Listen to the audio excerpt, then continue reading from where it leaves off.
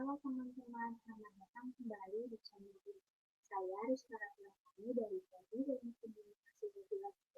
Video ini adalah bagian dari tugas psikologi komunikasi internasional. Dalam presentasi singkat ini, saya akan mengajak Anda untuk menganalisis psikologi komunikasi dan menyajikan beberapa temuan. Pastikan Anda tonton sampai akhir, karena di bagian penutup ada kesimpulan dan sumber referensi yang lengkap. Mari kita mulai. Nah, setelah kita mengenal, sekarang mari kita masuk ke intinya. Saya akan memulai dengan pendahuluan untuk memberikan konteks mengapa topik ini urgent untuk kita ketahui bersama. Di materi tersebut ada latar belakang masalah, tujuan suatu informan, manfaat penelitian, uraian laporan penelitian. Untuk slide yang pertama ini ada latar belakang. Usia 25 tahun berada dalam rentang usia dewasa awal, sekitar 20-40 tahun. Yang menurut teori psikososial Erik Erikson adalah fase konflik intimasi versus isolasi. Selain itu, secara kognitif, individu berada pada tahap operasi formal yang matang, ditandai dengan pemikiran pragmatis dan refleksi, atau postformal taught, yang berbeda dari pemikiran idealis remaja. Perbedaan kunci ini menjadikan komunikasi intrapersonal usia 25 tahun unik. Jika pada masa SMA, individu berpikir idealis, pada usia 25 tahun, mereka berpikir realistis dan pragmatis. Oleh karena itu, soal mereka bergeser dari siapa saya menjawab bagaimana saya menjalankan peran gaya secara efektif.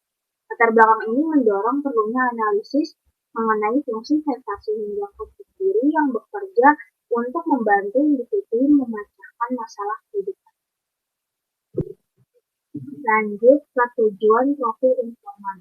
Profil ini menjadi dasar untuk menganalisis bagaimana kelima fokus penelitian, sensasi, persepsi, berpikir, memori, dan konsep diri beroperasi pada tingkat kematangan dewasa awal, seperti sensasi dan persepsi. Dianalisis dalam konteks lingkungan kerjaan atau sosial yang syarat atau penuh rangsangan. Yang kedua ada berpikir dianalisis melalui lensa kebutuhan untuk mengambil keputusan berdasarkan dan konteks.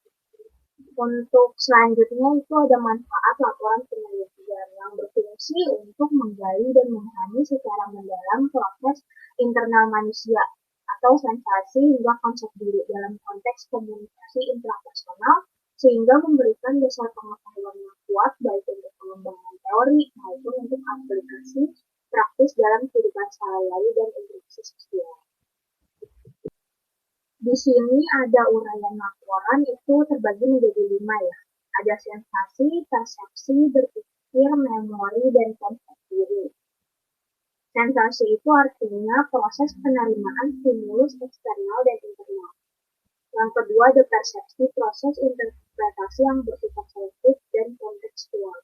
Yang ketiga ada berpikir, penggunaan logika, penalaran, dan pemikiran pragmatis atau positorik.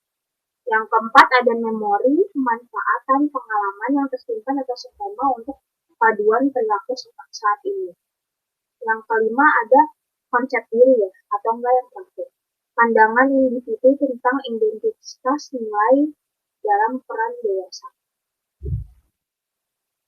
Untuk slide selanjutnya, sekarang saya akan membahas untuk artinya itu sensasi. Sensasi itu apa sih? Sensasi itu responden 25 tahun sering tertentu dan merasakan jantung berdebar kencang saat mendengar suara keras atau misalnya seperti klakson mobil. Ia merasa lebih sensitif terhadap cahaya terang atau fotosensitif saat bekerja di depan laptop yang mempengaruhi kenyamanan visualnya. Yang kedua ada persepsi. Responden cenderung memandang masalah dengan perspektif solusi berorientasi masa depan. Pandangan ini dipengaruhi oleh latar belakang pekerjaan atau pendidikan yang menuntut berpikir logis dan minim drama emosional. Setiap masalah adalah pelajaran untuk efisiensi. Selanjutnya, yang ketiga itu ada berpikir.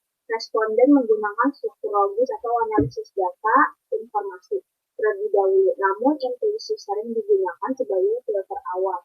Misal, jika rasanya tidak enak, saya tindak keputusannya. Ia merasa menjadi pemikir yang baik jika mampu memprediksi konsekuensi jangka panjang. Yang keempat, itu ada memori. Memori itu apa sih? Memori itu kan seperti ingatan ya. Dia mudah mengingat informasi yang terkait dengan tugas atau pekerjaan. Memori semantik atau prosedural, tapi mudah lupa detail kecil atau namanya itu memori episodik. Suatu memori bertahan lama karena adanya emosi kuat. Misal rasa bangga saat mencapai milestone karir. Yang kelima atau terakhir itu konsep diri. Responden mendeskripsikan dirinya sebagai ambisius dan realistis. Kemampuan utamanya adalah pemecahan masalah, sementara kelemahannya adalah kurang sabar dalam proses mengambil. Arti diri sendiri baginya adalah orang yang bertanggung jawab atas setiap pilihan. Setelah menganalisis semua data dan temuan yang telah disajikan, saya akan merangkum poin-poin penting tersebut di bagian kesimpulan. Komunikasi intrapersonal pada individu usia 25 tahun didorong oleh kemampuan berpikir pragmatis dan reflektif atau berpikir yang memproses stimulus lingkungan secara selektif, sensasi dan persepsi, serta memanfaatkan pengalaman masa lalu atau tadi kan sebelumnya itu memori atau ingatan untuk pengambilan keputusan. Integrasi proses ini menghasilkan konsep diri yang stabil dan berorientasi pada peran. Individu mampu melakukan self-talk yang realistis dan adaptif, memungkinkannya mengelola kompleksitas tuntutan dewasa awal. Dengan berakhirnya sesi kesimpulan tadi, maka presentasi mengenai psikologi komunikasi penelitian telah selesai. Saya mengucapkan terima kasih banyak atas waktu yang diberikan. Jika ada kesalahan kata, mohon dimaafkan karena saya juga masih belajar. Assalamualaikum warahmatullahi